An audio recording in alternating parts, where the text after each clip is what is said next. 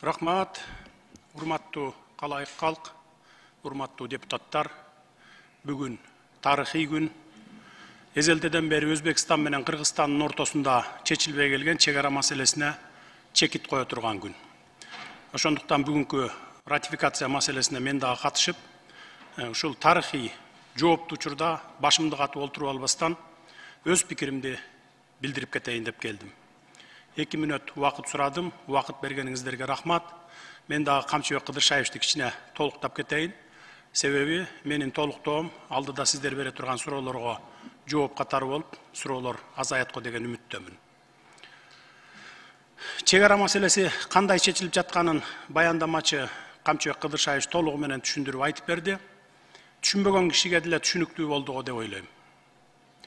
Канча жер, кайсы талаш жерлер бизге өткөндүгүн көрдүңүздөр. Алар жөнүндө кеп кылбай эле коеюн.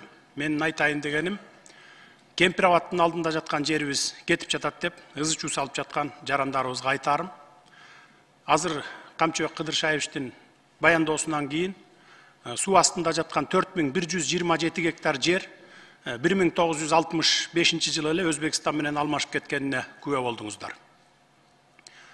Ошого карабастан ызы чуу чыгарып, кокус Кемпир абад кургап кетсе, суу астында жаткан жер өзгөндө калсын деп кыйкырып жатасыздар.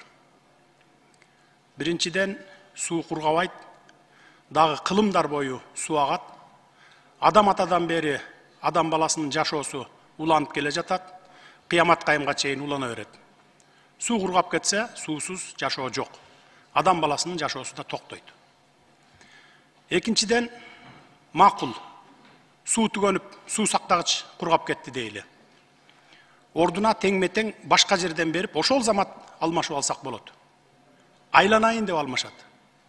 Анткени аларга суудан бошогон таш, кум баскан сайдын кереги жок. Ал жерге же пахта эге албайсың, же шалы да эге албайсың. Үчүнчүдөн, кыйкыргычтар айтат, бүгүнкү келишимге киргизип, Өзбекстанга башка участоктон жер берип, суунун алдында жаткан жерди алып бергиле дешет. Өзбек туугандардын башы жакшы иштейт. Ошол үчүн бизден 30-40 жыл алдыга кетишти. Биз болсо дагы деле кыйкырыктан башыбыз чыкпай жүрөбүз. Самолет, тик учакты айтпай эле коеюн, биз 30 жыл ичинде ширеңке чыгарган фабрика салбаппыз.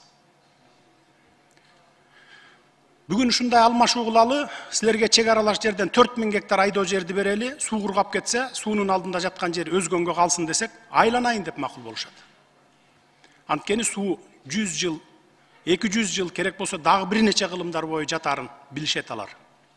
Ага чейин бул жерди колдоно берели деп дароо макул болушат.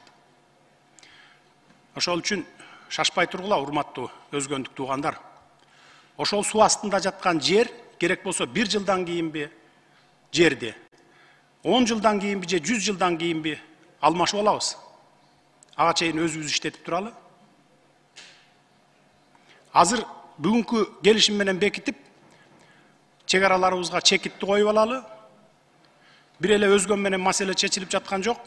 Бүтүндөй Кыргызстан боюнча 1,5 миң километрге жакын чек ара маселеси чечилип, чекит коюлуп атат. Ал эми, урматтуу депутаттар, сиздерге кайрыларым, ушундай мамлекеттин тагдырын чечүүчү маселеге келгенде жоопкерчиликтүү мамиле кылсаңыздар. Албетте, баарыңарды айткандан алысмын, бирок бирин-экин депутаттар добуш бербейм, өкмөт менин суранычымды аткарбай жатат, суранган кадрларымды кызматка албай жатат деген сөздөрдү айтып жаткандар бар. Эгер мен же министрлер кабинети жеке маселебиз менен келсек, мейли колдобой эле койгула. Бул маселе мамлекеттин түбөлүк бүтүндүгү, коопсуздук үчүн кабыл алынып жаткан мамлекеттик маселе. Бул маселеге жеке таарыныч менен мамиле кылган туура эмес, урматтуу депутаттар. Бул маселеге башыңды оорутпай, кийинкиге жылдырып салбайсыңбы деген дагы коллегаңыздар болду. Жок, андай болбойт. Бүгүн чечпесек, кийин мындай ийгиликтүү келишимге жетиш биз үчүн өтө оорго турат. Мындай ийгиликтүү жеңишке жете да албай калышыбыз мүмкүн. Күндөн күнгө, жылдан жылга кошуна элдердин саны өсүп жатат. Муну баарыңыздар көрүп турасыздар. Жерлер тарып баратат. Кийин чечебиз деп калтырып койсок, ошол мезгилде 19 000 гектар жер эмес, 1 сотық жер үчүн кан төгүлөт. Буга чейин деле канча аскерлерибиз, жөнөкөй жарандарыбыз чек ара чырынан өлүп кетишти. Мына 30 жыл ичинде өзүңүздөр билесиздер. Популисттик кылып, же элдер кыйкырып жатпайбы деп элге шылтап, добуш бербей, кворум кылбай, отурумдан чыгып кетип жатканда депутаттар жок эмес. Мамлекеттин тагдыры чечилип жаткан маселеде андай кылбаңыздар. Бийликке оппозиция боло бериңиздер, бирок мамлекетке оппозиция болбоңуздар, сураныч. Жөнөкөй калкыбыз мындай маселелерде кагаздарды көрбөгөндөн жакшы билишпейт, түшүнүшпөйт, ошон үчүн кыйкырышат. Сиздер көрүп атасыздар. Мына далилдүү документтер колуңуздарда турат, архивдик документтер. Кимдер каршы кыйкырбасын, маселени терең изилдеп чыгып, мамлекетке пайдалуу келишим болуп жаткандан кийин жоопкерчиликтүү мамиле жасасаңыздар жакшы болот эле. Сиздерди эл мамлекеттин тагдырын чечет деп ишенип шайлаган. Анан ушул тагдыр чече турган маселеде мен ооруп жатам, же командировкага кетип калайын деп кетип калганыңар туура эмес. Бул эл ишенимине жоопкерсиздик мамиле, урматтуу депутаттар.